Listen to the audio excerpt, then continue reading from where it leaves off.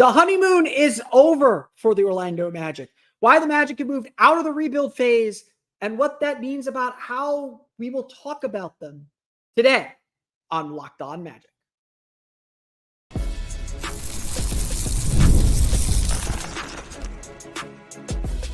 You are Locked On Magic, your daily Orlando Magic podcast, part of the Locked On Podcast Network, your team every day.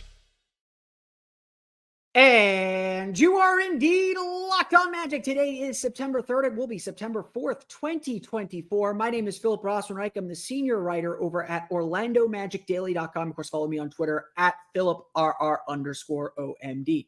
On today's episode of Locked On Magic, why the Orlando Magic's rebuild honeymoon is over and what that means for the pressure this team faces. We'll talk about how the Magic move on to the next phase of their development.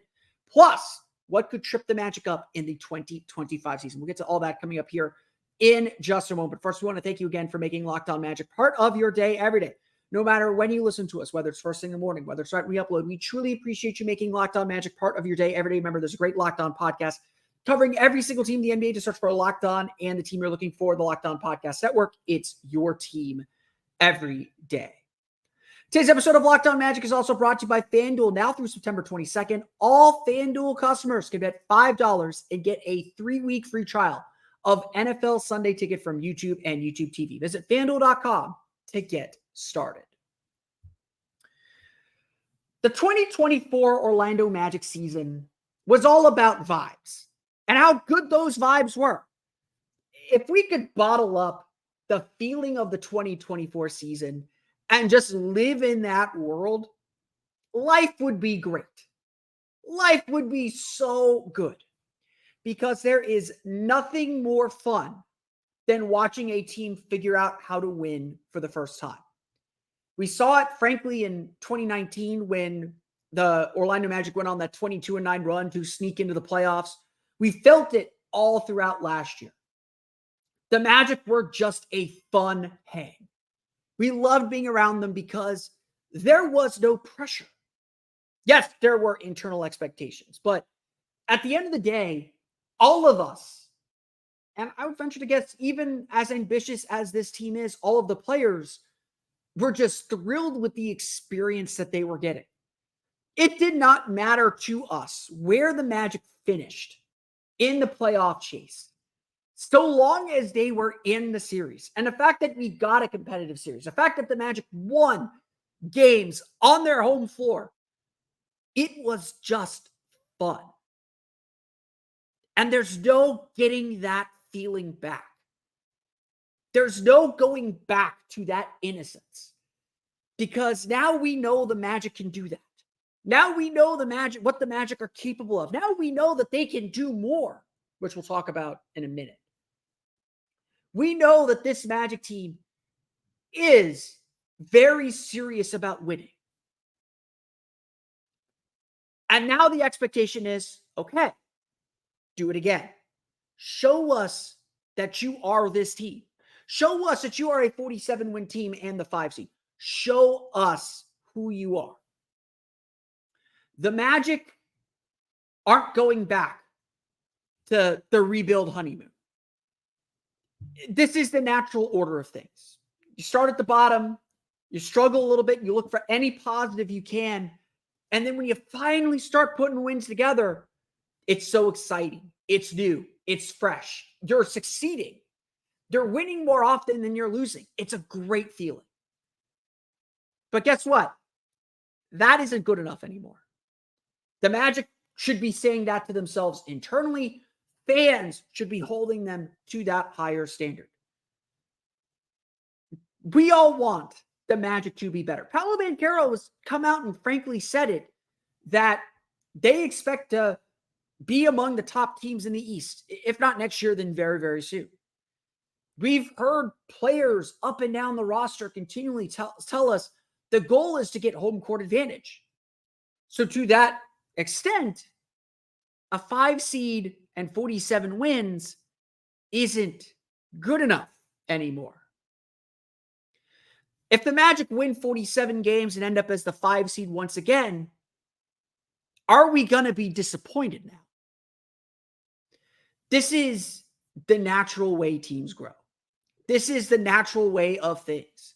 The problem of more still exists. And you're no longer satisfied with your new base. You want and you must want more.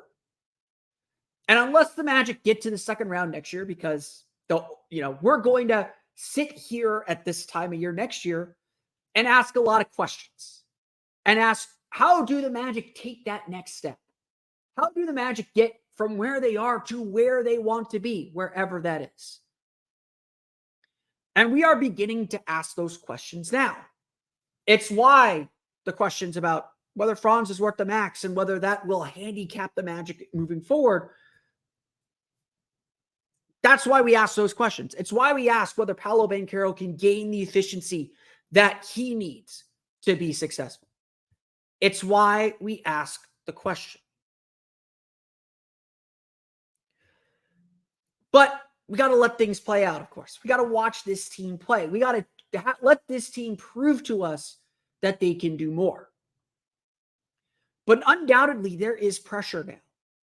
No longer is this team playing with house money.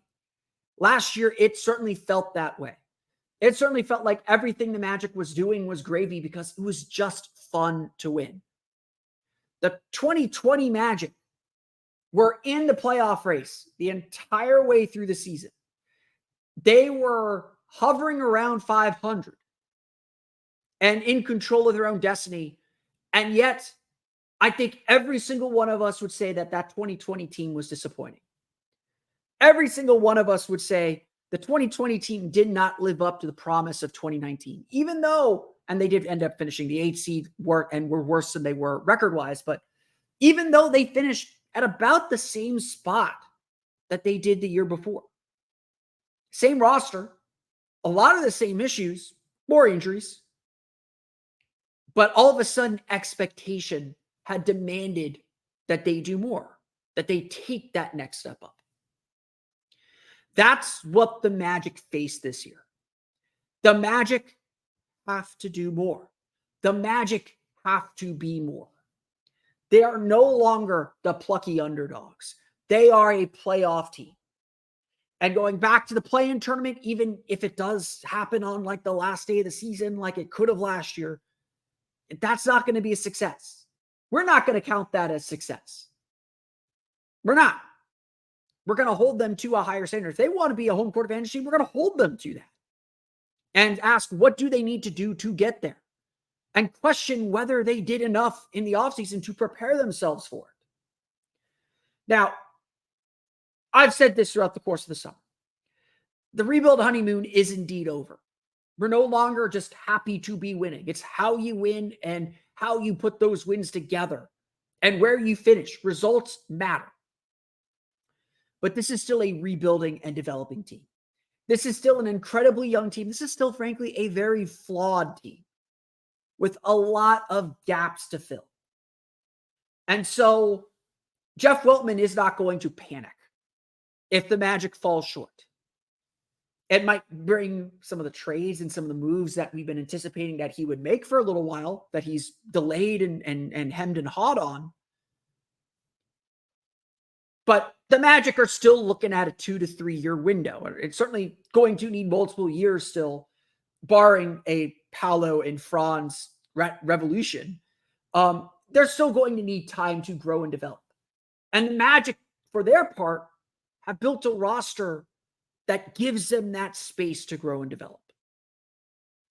But regardless of that, when we look back at the season in May and June, we will look back at a season based on where they finished. At the cold, hard truth of wins and losses. We'll recognize where players got better. We'll recognize areas that the Magic improved and showed promise. But that's not the measure of success anymore. The measure of success is whether you won or lost, whether you advanced or were eliminated. And that's what I mean by the rebuild honeymoon is over. No more of this touchy-feely development stuff, as important as it is. This season is about winning. And the Magic are very much capable of winning at higher and higher levels. But like I said, this roster is not complete. This roster is imperfect. What could trip the Magic up in 2025? We'll get to that coming up here in just a moment.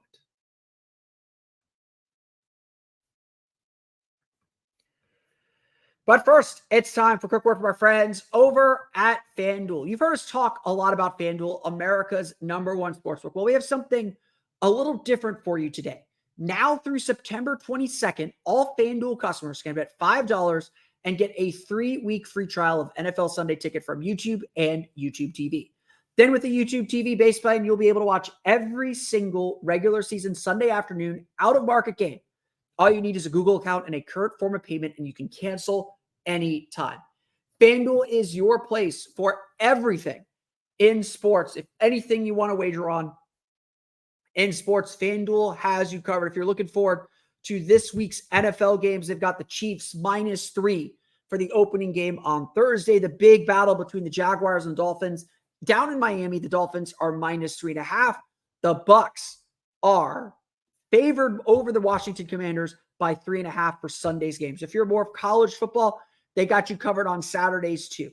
UCF, heavy favorites over Sam Houston State, -21.5. You can actually get +1,000 on the money line if you bet for Sam Houston State. And if you're hoping that Florida bounces back, Florida is currently sitting, if I can find it. They don't have Florida Samford, so I guess you don't get to bet Florida Samford on there, but you could get so many great things, including the NBA. The Orlando Magic currently sitting at over under 47.5. And of course, the Heat, I believe, are still favored by a point and a half over the Magic for opening night. So visit FanDuel.com and download America's #1 sportsbook. FanDuel, check it out today.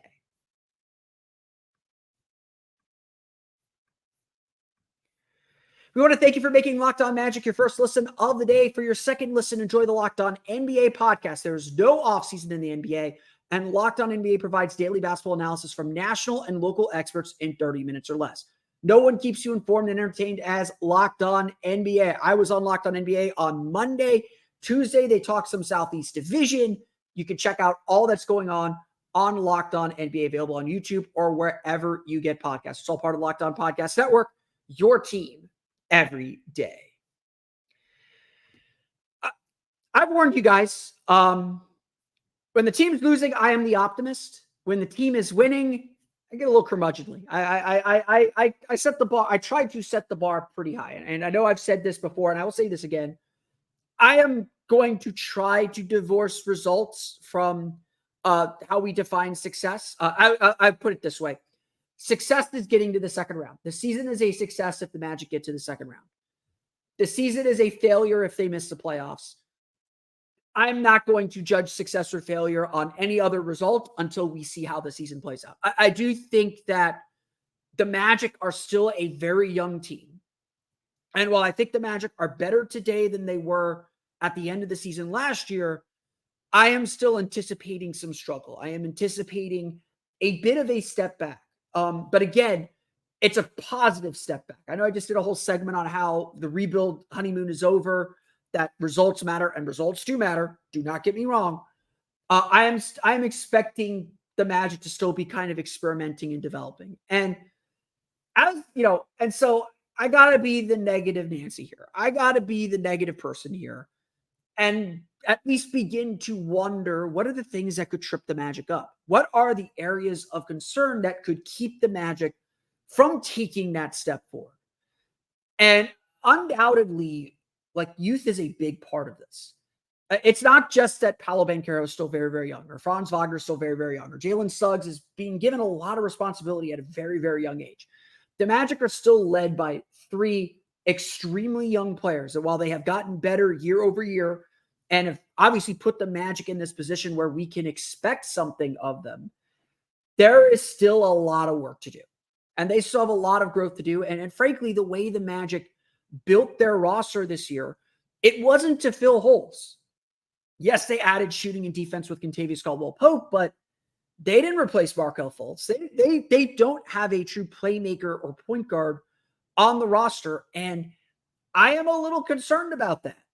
I don't know if that's necessarily a good thing or good for their prospects. It's going to be interesting to see how Jalen Suggs takes to that role, and then how the Magic work their way around it, or if the Magic are confident, if the Magic's confidence in Suggs to take that role, or whatever the case may be, whether that will pay off in the end.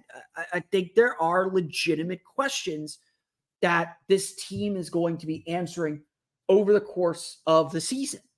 And so it's this inexperience that I think is a really big deal. Again, the Magic did not address several key needs. And I've seen everyone comment them in the comments on my articles, on these videos. The Magic did not address some key needs. And they're betting a lot on guys internally who have not played these roles to step up and play these roles. They created a roster that, while yes, very talented, very skilled, very capable, they created a roster that is still very much a development roster. If, again, honeymoon's over, I stand by that firmly. Results matter. This is a roster that is still designed to be a playground for Paolo Banchero and Franz Wagner and even Jalen Suggs to explore the limits of their games. And at this stage, that's okay. I don't think that's necessarily a bad thing. I think the Magic are in a better position to make trades when that time comes. It's not necessarily a bad thing that the Magic have this playground to play in. But that is also dangerous, because that's how mistakes are made. And, I mentioned this, I think, on the last podcast. Turnovers are a big thing and a big issue. But it's not even just that. Go look at the bench. There's a lot to like about this bench group. Very, very talented, but also really unproven. One of the Magic's big strengths last year was they had one of the highest scoring benches in the league. Their second unit came in with Franz Wagner anchoring them on offense and Jonathan Isaac on defense, with Cole Anthony and Markelle Fultz and Mo Wagner. They came in and decimated teams. Why do the stats love Franz Wagner? Why do all the advanced stats love Franz Wagner? It's because he's really, really good. But it's also because he was part of all of the Magic's best lineups. He was the guy that anchored the bench. I would have loved to see Paolo get some turns with that bench group, because I think they would have still been really, really good. They lost their two best playmakers. Markelle Fultz and Joe Ingles are gone. Those are the two best passers on the team. And in their place is going to be Jonathan Isaac more often than not, Gary Harris, who's very, very low usage, Cole Anthony, who's a quasi point guard, and Anthony Black, who did not play point guard at all. I wrote about this on Orlando Magic Daily. I'll probably do a video on my Patreon on this very, very soon. Anthony Black, I think, is a better passer than he showed us last year. I think there's a lot of areas where he is a really, really gifted passer. And I think the Magic are ready to see what he can do. But we don't know. We don't know. And it's a different dynamic. Like Mo Wagner had a breakout season last year, running a lot of pick and rolls with Joe Ingles.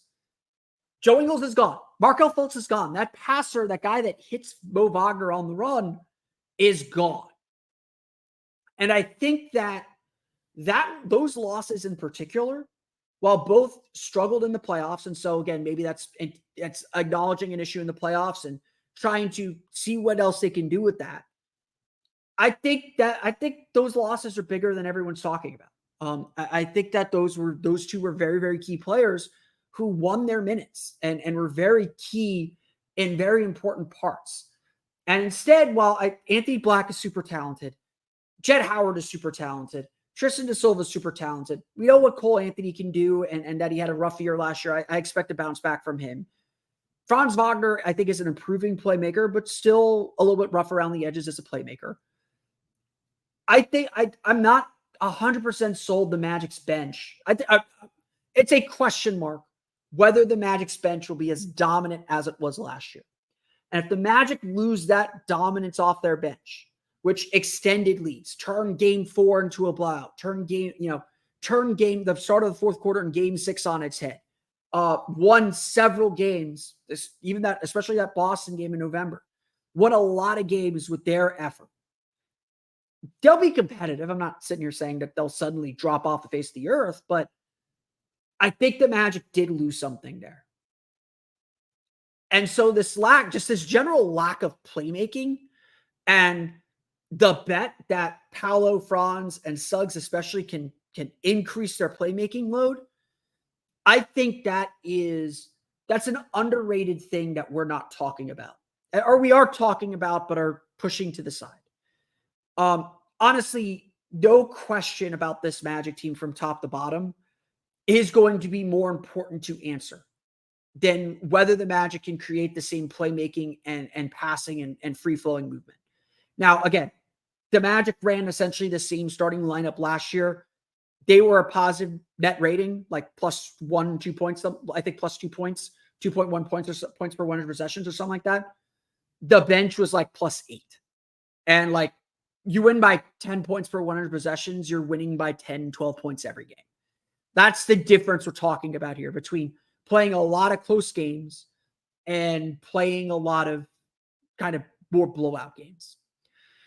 There's another issue that I think is bubbling beneath the surface that touches on a lot of these and why the Magic may have actually underperformed last year. I'll talk a little bit about that coming up here in just a moment.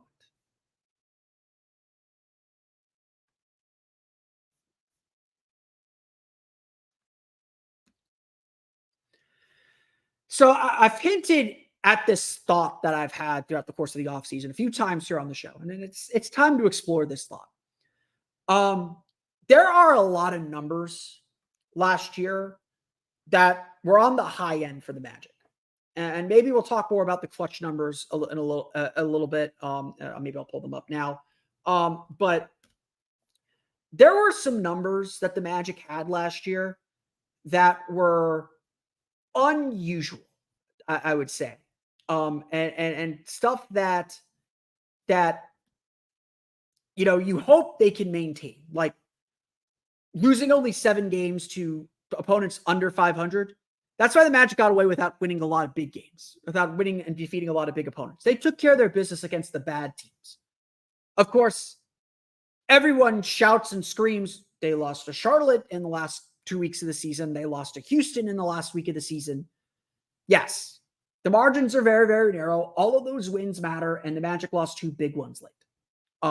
So again, there's something. They lost 2 to Brooklyn. Like those were bad losses. The bigger issue to me, though, is the Magic ended up where they ended up. They had a bad December and January that dropped them from 2nd or 3rd in the East down to 8th, and they had to not rally, but they picked up their pace again. They got back to where they were. Injuries played a big part last season.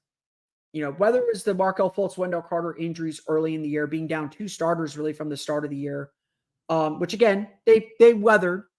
Whether it was being down Franz Wagner and all those illnesses and injuries in January and December, those played a major factor. The Magic had to withstand a lot of adversity, and they dropped a lot of games. The Magic, I think, do have a good case to say, if we were a little bit healthier, didn't have this kind of weird injury luck, and again, not even just the Wendell Markelle injury, which they survived really well, but the January injury bug that hit them. If they didn't have that, they're probably the 2 seed. Sorry, New York. They're probably the 2 seed. And so when the Magic say that they have these ambitions to be a top team, it's because they felt they had that. They felt that they were that last year, minus some bad injury luck. But here's the thing. The Magic have had bad injury luck for the last 3 years. Wendell Carter has never played 60 games in a season. And that's going to be a big storyline in the year, is whether Wendell Carter can stay healthy. Can Jonathan Isaac play an extended period of time? Because while the Magic, I think, again, are very, very talented, they're leaning on a lot of the unknown to fill in these minutes. If Gary Harris has to miss his 15 to 20 games that he usually misses, that's Jet Howard stepping into his role. Is Jet Howard ready? You might think he is. I think he is. I think he'll do fine. I think he'll be pushing for minutes every time he plays. But we don't know. It's all uncertainty. It's all unknown. And again, this is still a very young team from top to bottom. Just take a look at their clutch play. And the Magic, I think, did a good job in clutch situations.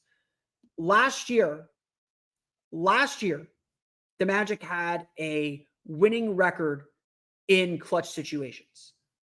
Winning close games is essentially a coin flip in my book. I always tell you, good teams don't win close games, they avoid them. They were 21-14, playing the 10th fewest clutch games in the league. They had the 10th most wins in the league in clutch situations at 21. So they won a lot of close games. Now, some of this was because they were ahead, they let teams back in, and then they put the hammer down. That's a young team mistake. That's what young teams do. But they had some really nice wins, whether it was Paolo's buzzer beaters against Utah, Chicago, Detroit, whether it was a come from behind victory over the Timberwolves, whether it was that win over the Nuggets. The Magic had their moments, and they had their defeats, like the 2 losses to the Hawks, that early season loss to the Lakers, Game 5 against the Cavs. They had some rough games. And the Magic have shown they can perform in the clutch. They can win close games, but it always hasn't been easy. And typically after you have a positive season in clutch play, 21-14, you typically see a regression to the mean.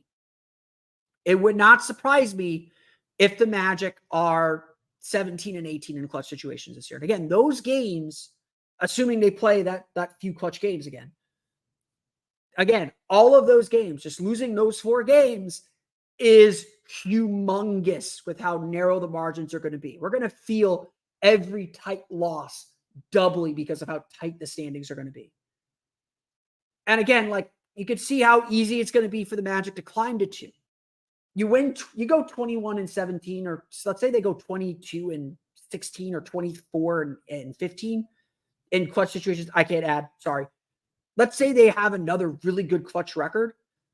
That's going to be so important when they get to the playoff seeding. Beating the bad teams in the dominant way that they beat bad teams last year is going to be so important. And like I said, a big part of what this season is about proving you can do it again.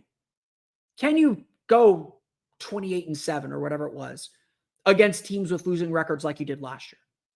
Can you go 21-17 in clutch or 21-14 in clutch situations like you did last year? Can you up that a little bit? Can you be one of the best clutch teams and win all your clutch games the way that they generally did last year? Can you do that? That's gonna be the challenge for this team. And the pressure on them is to do it again. That's the main point of this episode, is there is a lot of pressure on this team for the first time. They've never had to prove themselves over again. They've never had to start from scratch in training camp and do it all again. That's what the good teams do.